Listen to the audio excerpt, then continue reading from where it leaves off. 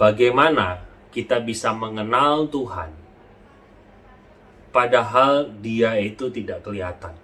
Biasanya manusia mengenal itu bisa terus berinteraksi, sementara Tuhan tidak kelihatan. Untuk mendapatkan jawabannya, saksikan video saya.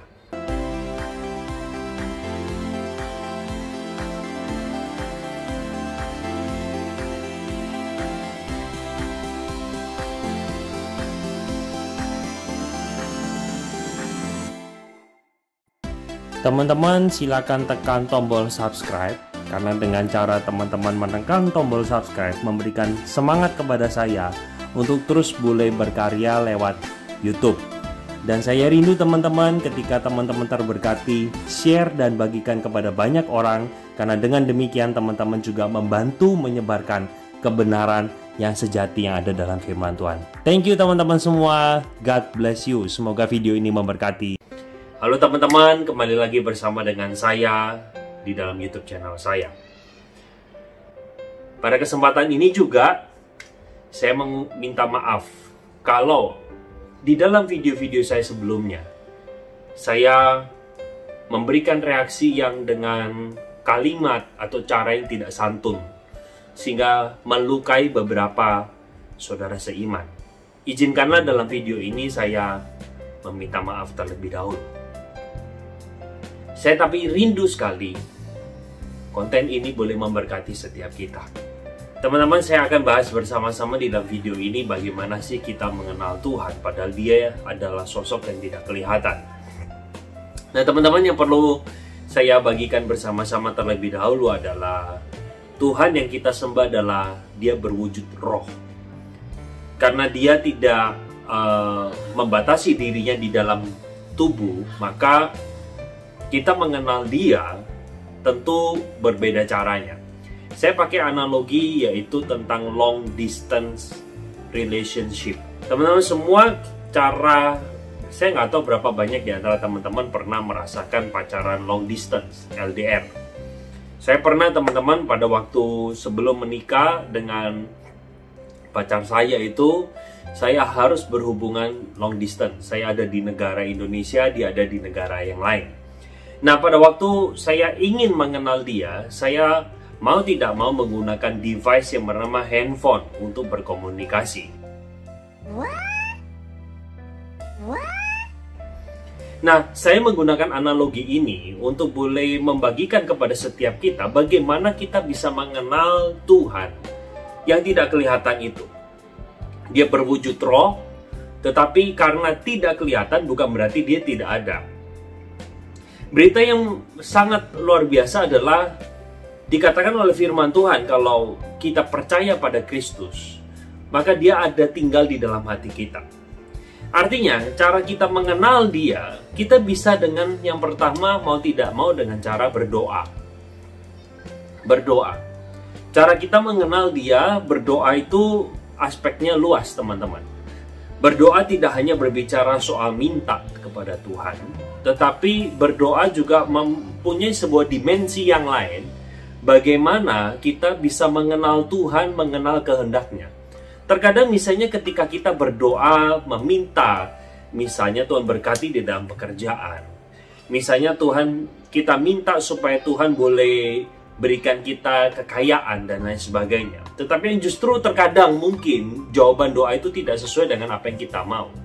Nah di saat itulah kita belajar untuk apa sih yang menjadi kehendak Tuhan dalam kehidupan saya. Nah melalui jawaban doa itu kita bisa makin mengenal Tuhan. Jadi kalau saya mau dikatakan mengenal Tuhan, cara yang pertama mau tidak mau dengan cara berdoa. Karena Tuhan katakan bahwa setiap orang percaya di dalam hatinya itu diamlah Allah Roh Kudus.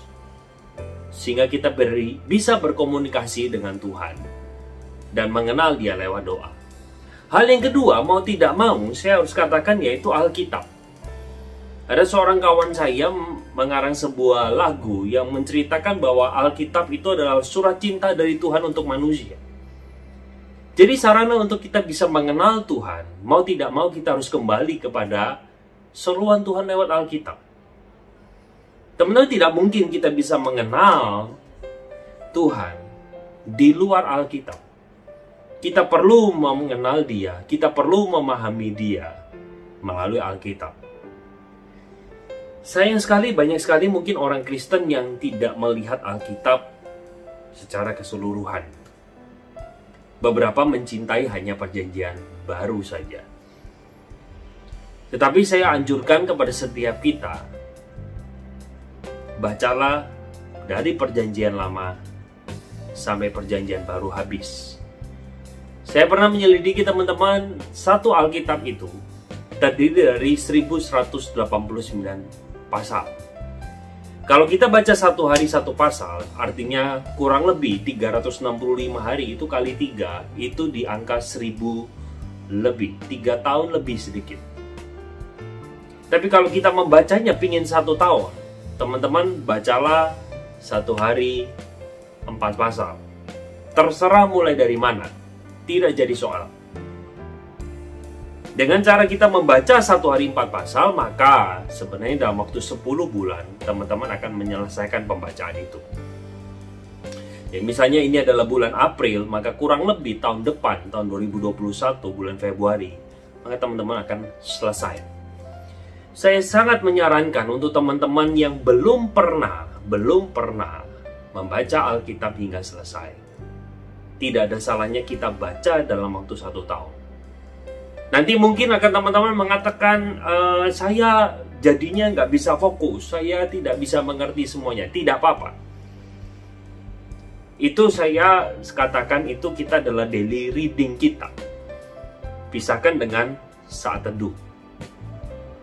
Di dalam daily reading kita akan melihat satu bagian Alkitab dari Kejadian sampai Wahyu dengan secara overview, supaya kita punya gambaran besar dan kita bisa melihat benang merah berita Alkitab itu sendiri.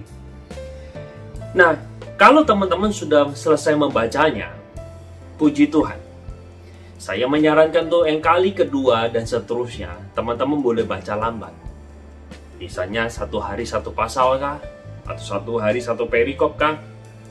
Tidak apa-apa, baca pelan. Dan kita bisa makin melihat bagaimana kita mengenal Tuhan. Saya ingin tahu dari teman-teman semua yang sudah menonton video ini dan sedang menonton video ini, tuliskan di dalam kolom komentar apa yang menjadi pergumulan teman-teman ketika membaca Alkitab. Apa kesulitannya? Dan siapa dan berapa banyak yang sudah selesai membaca Alkitab? Saya ingin tahu suara dari teman-teman semua. Kalau konten-konten seperti ini memberkati, kedepannya saya akan fokuskan untuk boleh memberikan satu edukasi kepada kita dan mengajak kita bersama-sama menumbuhkan kerohanian kita. Ketimbang saya membuat reaksi video terhadap pengajaran entah ustadz ataupun pendeta-pendeta lain. Oke teman-teman semua, saya ingin dengar suara dari teman-teman semua, tuliskan di dalam kolom komentar. Kalau video ini memberkati, bagikan, share kepada banyak orang, supaya mereka boleh makin mudah dan tahu bagaimana mengenal Tuhan sekalipun dia tidak kelihatan. Oke, God bless you. Thank you teman-teman semua. Bye.